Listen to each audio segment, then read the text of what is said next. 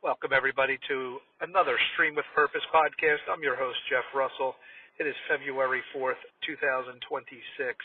We are headed into Week 5. Lots to talk about. Halfway point of the season. A lot has gone on, and we're going to discuss it all right here as we head into Week 5. Now, we do have a bye week, first time this year. Next Saturday, not this Saturday coming up, it is Wednesday now, so in 2 Saturdays we're going to have our first official bye week, but it won't be a complete bye. There will be 2 teams, actually 3 teams playing that day, so a lot of games to make up. Mike Good's Timberwolves need to make up a game against the Jazz and the Trailblazers, so that is going to be a very interesting day because those are going to be some really good matchups at this moment. That the Jazz are undefeated,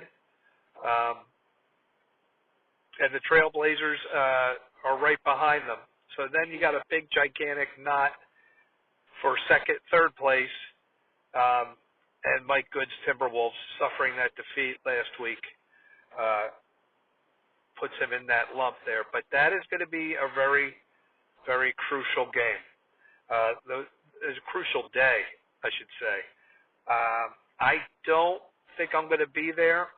2 of my kids are getting their wisdom teeth pulled. We had a planned day off from Upward since it was the bye week. We got that done. But it will be filmed. I do have a volunteer, my helper, Jose, who's been absolutely phenomenal, Jose Gavilando, and he's going to be there to film. But you won't get any play-by-play, but that's okay. At least we get it on film. Lots to talk about. I mean, we have so many great teams in this league. Personally, I am really enjoying the girls' league. I just think that the competitiveness, there's 3 teams in the girls' 7 to 10 league, and it's tremendous. Just to see last week's match, actually, not last week, 2 weeks ago, the first half of the Sparks and the Sky, that first half was probably the greatest half of basketball in the girls' league that I've seen in a very long time, if not ever. It was 7-6 after the first half. Sparks were leading, but it wasn't. The story was you had some tremendous basketball. You had tremendous Christ-like basketball. And whoever said that Jesus isn't a competitor, I don't know who says that Jesus wasn't. I don't know. Does the Bible have any references to Jesus being a competitor, competition? I don't think it does. But it says to work or do something, as you're doing it unto the Lord, and that's what these girls were doing to me. I mean, they're playing their hearts out, using their God-given ability. And it's just amazing. You got 3 teams in that league, same exact 3 teams as last year, Sparks, Sky, and Storm. Basically the same 3 coaches. The Storm does have Philip Lapp there with Anne-Marie, but Anne-Marie owned that team last year. And the Storm got off to a really fast start. They got out to a 2-0 start, and then they lost their next 3. Nobody is undefeated in that league. The Sky look really strong. Sky have 1 loss. They got Lexi Gwaltney, JL. JL Glick's having a great year. Just a fantastic season. And the Murphy sisters, tremendous. But the Storm have been without some players. The Ascended sisters did return last week in Week 4. But they still took 2 losses, and that hurts. Because the Murphy sisters play with absolutely everything they have, and to walk away with 2 losses, it's a little demoralizing.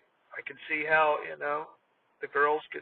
I hope the team can bounce back from that, but that's tough when you got.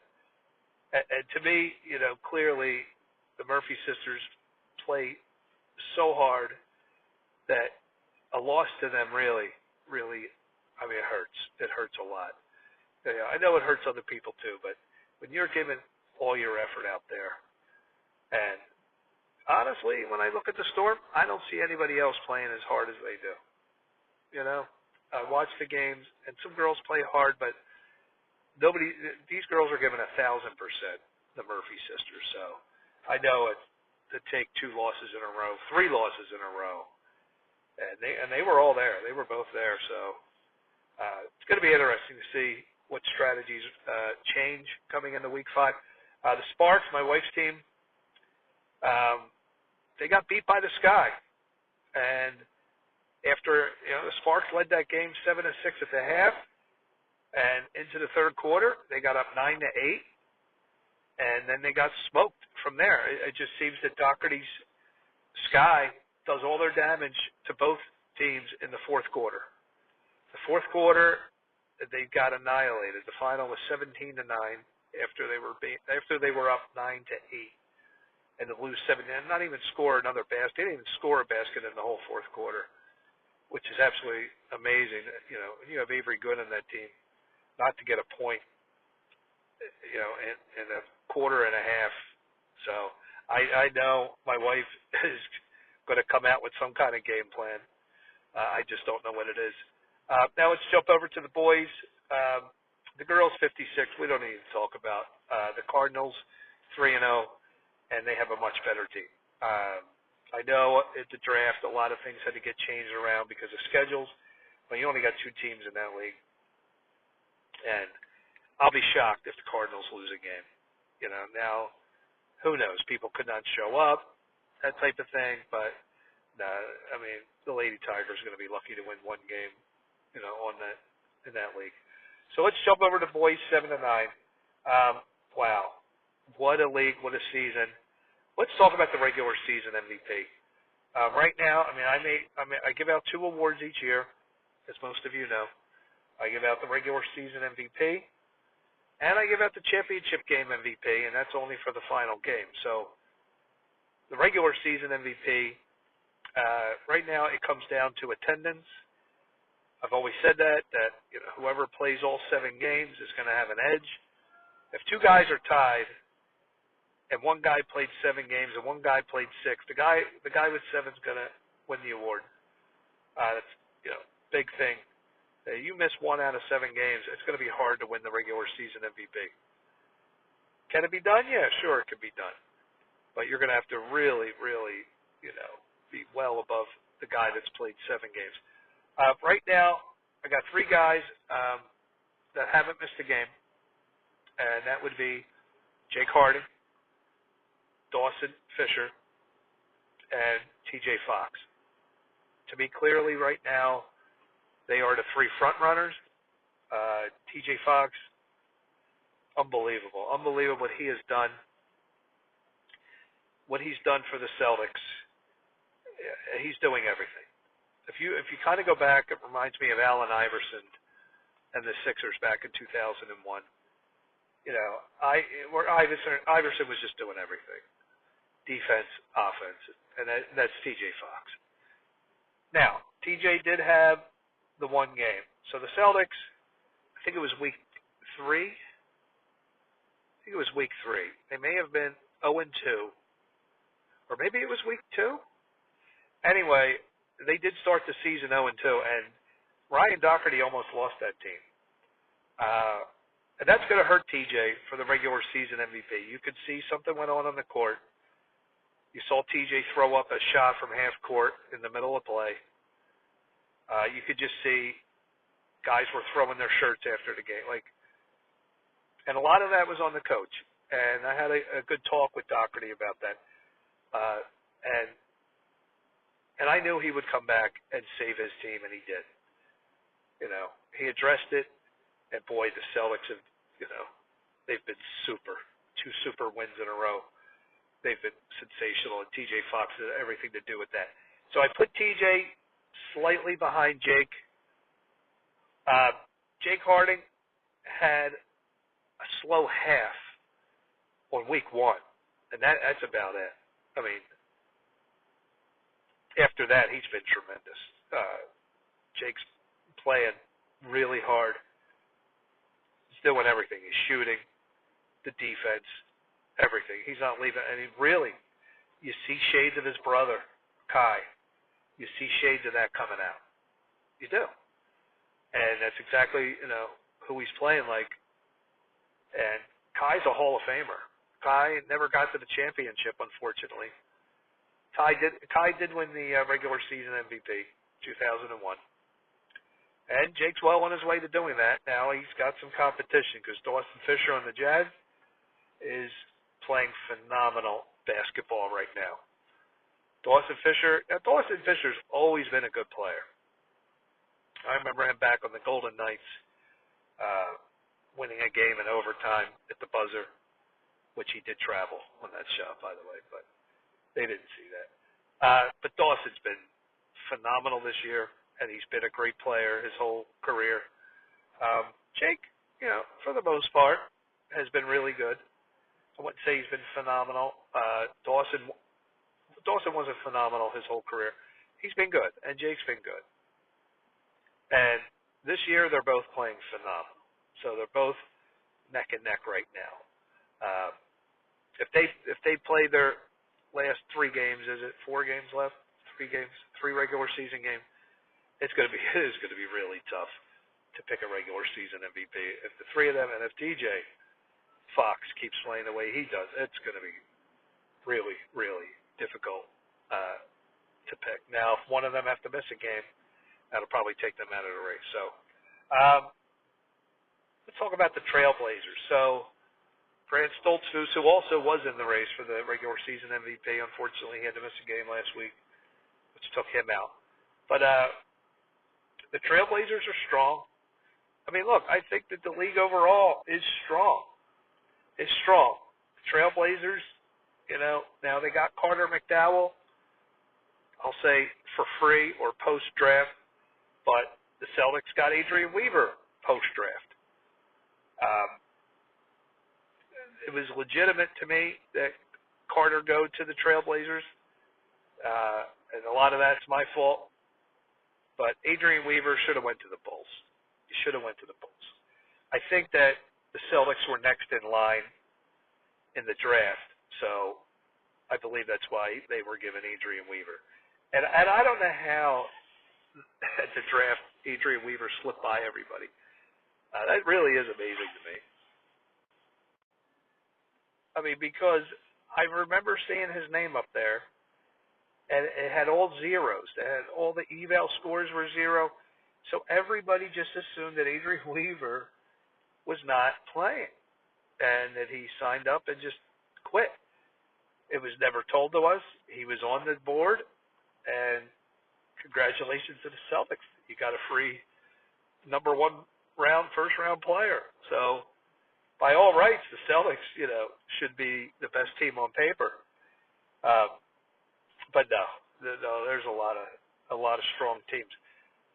Now, we talked about the Trailblazers. I mean, Grant Stoltzfus, Sean Stoltzfus. Sean's having a great year, by the way. He did miss a game too last week. And Carter McDowell on that team really, really makes it strong. Mason Mabry, great role player, fills in the gaps nicely. Now they're without Deshaun Stoltzfus. We tried to get Deshaun back on the Trailblazers, but he's just too good. He's too good, and he couldn't be on that team. So he ended up on the Sixers. They love him, and he fits in great. Trailblazers definitely going to be a contender for the whole thing. The Jazz, what can you say? I mean, the Jazz, you got Dawson Fisher, David Noel. It's all you really need to know. The 2 of them are doing everything, and they're great on both ends of the floor. And Chris Michelson's doing a fabulous job. Michelson's trying to get Alvaro to be a legit center. If he can really get Alvaro, to go up another level, wow, that team is going to be unstoppable. Right now, Alvaro needs work, but he's getting better, and you can see it. And that team's going to be hard. Just anytime you got 2 guys like that, they're too legit. I think he got Dawson Fisher really cheap. Dawson, worthy of a first-round pick, but nobody knew he was going to come out and play like this.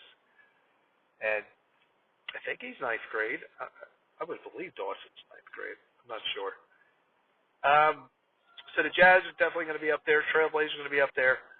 Now let's talk about the Bulls. The Bulls 0-4.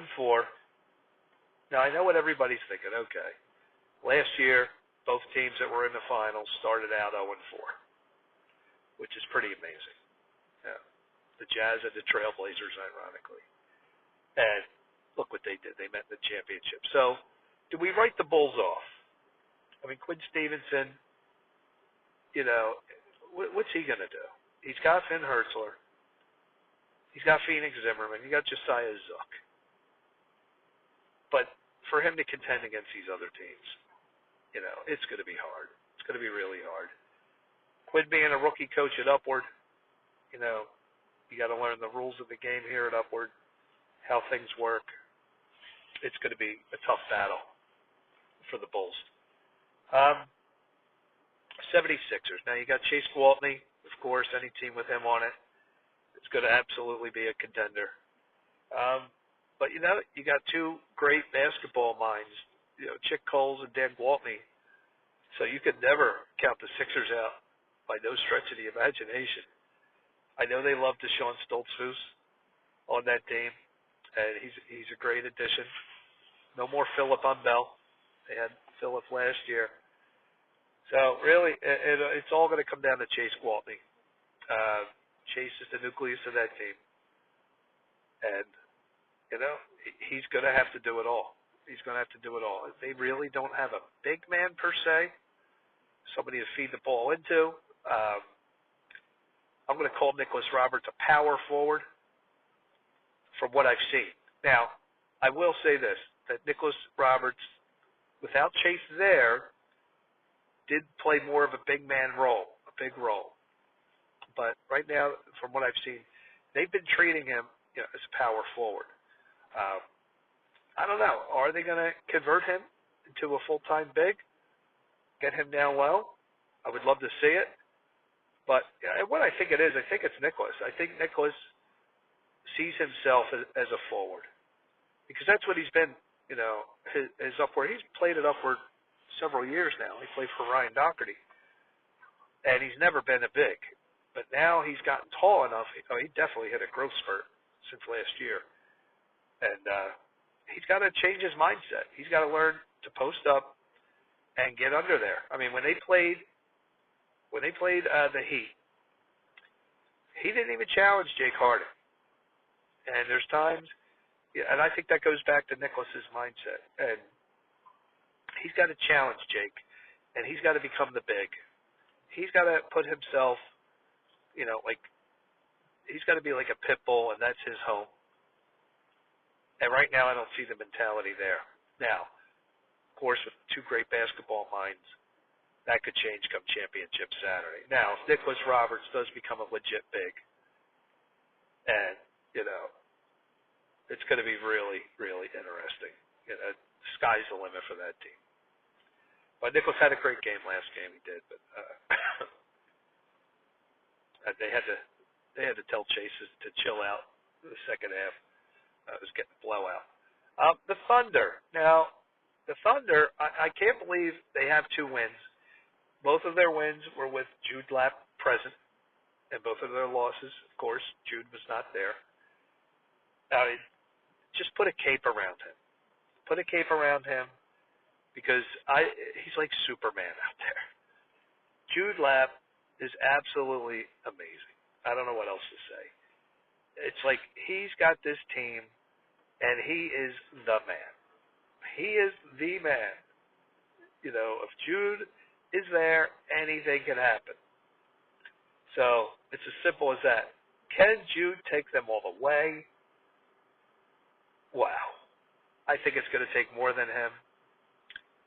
But hey, anything can happen. I know Coach Slaughter got to the big game. He got to the big show, 2023 with Isaiah Lapp, and they were perfect up to that year. Unfortunately, they lost to Luke Harding in the Knicks. Chick Cole's Knicks. Yeah. Chick Cole was never so quiet in his life in a game of that importance. I mean, not a peep. But no. So Slaughter, I know, is going to want a championship ring. And it's all in the hands of Jude Lapp.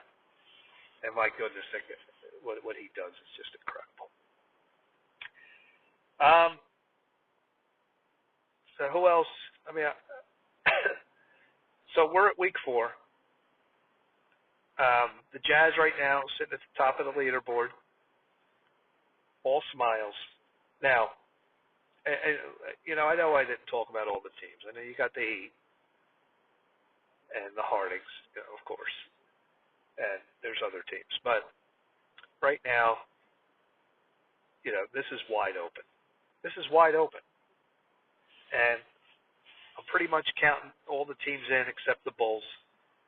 I don't think the Bulls have enough right now to win the whole thing.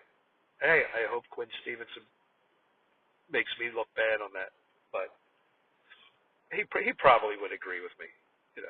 Right? You can pretty much write the Bulls off at this point, as far as being championship contenders. Other than that, I think anybody, from there you have it. You have a 5-way tie for third place. Third place. So that's how great.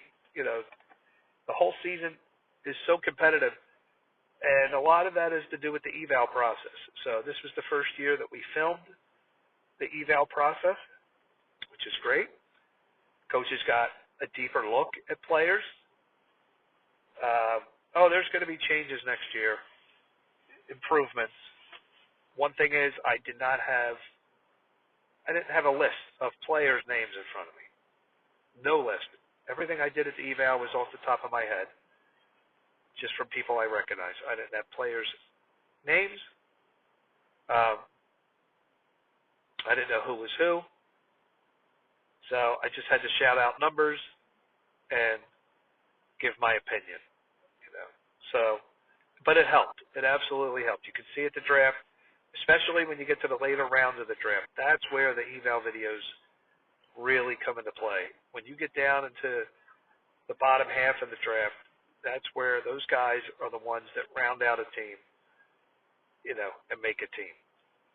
Next year, hopefully, I'll have the numbers and the names, which would be fantastic. And instead of 3-on-3, I think 2-on-2 is better.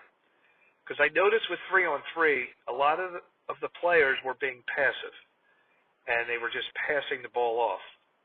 It's like they didn't want to get into it. But I did have a couple people do 2-on-2s on the girls, and got those players involved. 2-on-2, you're half of the team, so you have to participate. So I think we'll do 2-on-2s next year, and coaches can get a deeper look.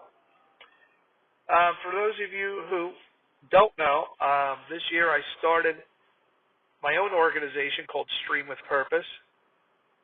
Upwards Play with Purpose, so Stream with Purpose. And what I'd love to do, one of the ideas I had is and that's what I call my little video thing here at New Holland. Also, I'm going to try to go to not me personally, but I'm going to train people at other Upward locations. My website, streamwithpurpose.net. If you know anybody who has an Upward and you think to bring in Stream with Purpose, make that a Stream with Purpose location.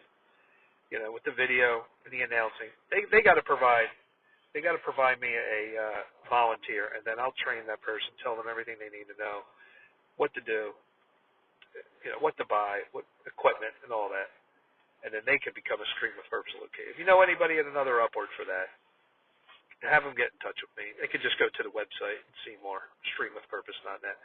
But and the reason I'm bringing that up, Stream with Purpose, is because I'm thinking about if the Pine Grove Gym opens up, I'd like to do a Stream with Purpose basketball camp,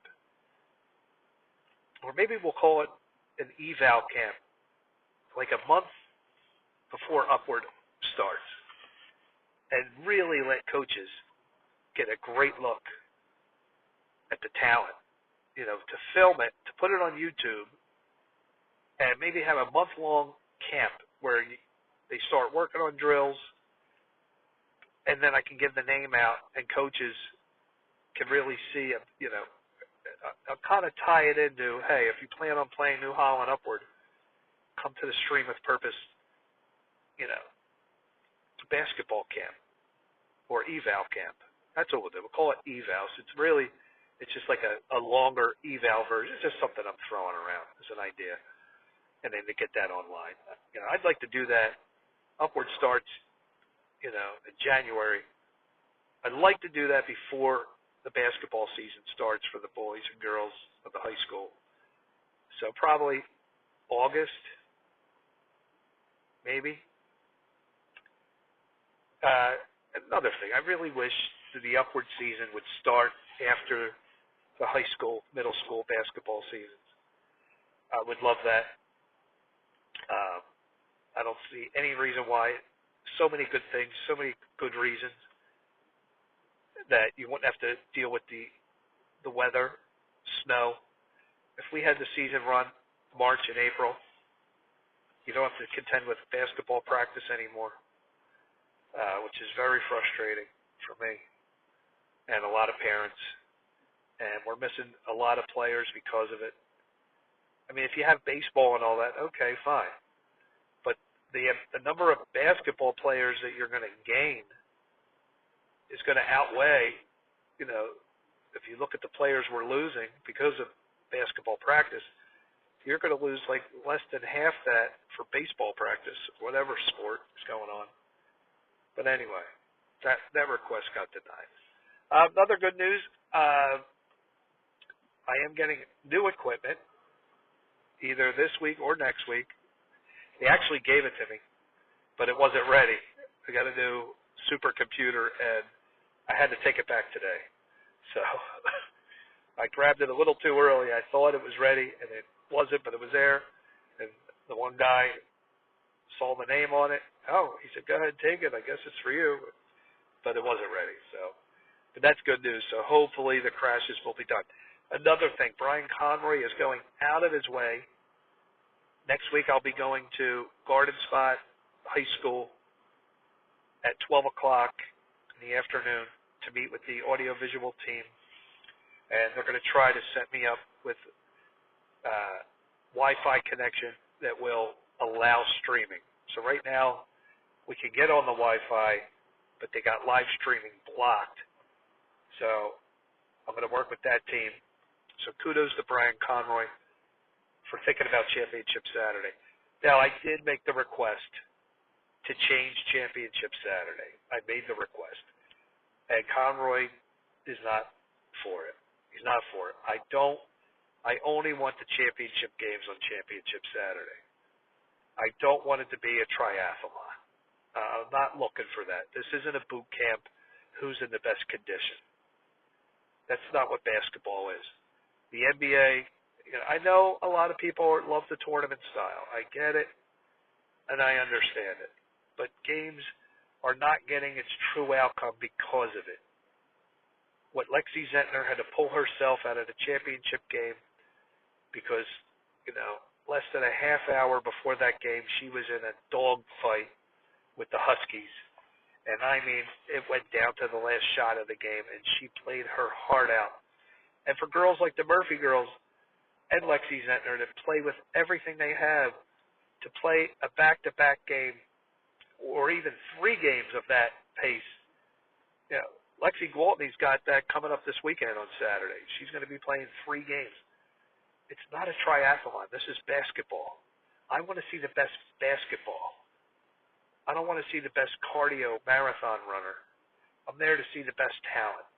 And when Lexi Zentner had to pull herself out of the game, they had no chance. Ann Marie's Cardinals had no chance to win that game against a Panther team that was fully rested because they had an easy game. I think they even had a bye week. I think they had a bye, to the championship. But whatever, they were fully rested. Genesis Smucker, Lexi Gwaltney coasted. Wasn't even, so I don't know. But Brian's not for it. And look, he understands my thoughts on it. But I also understand you got a lot of people involved, and it's a lot easier to have everybody there and get it all over with. I understand that. So, but at least Brian, he's taken great measures. We're going to try to stream it live, which is going to be awesome. We didn't do that last year. I paid for my cell signal to have a HD boost, but clearly wasn't good enough. I had to shut it down. It was too choppy. And we had a lot of complaints. Why wasn't it live? Why wasn't it live?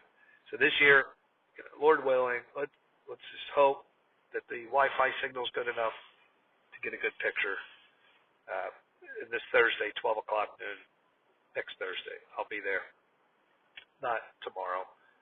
Today's Wednesday, February 4th, so the following Thursday I'll be there.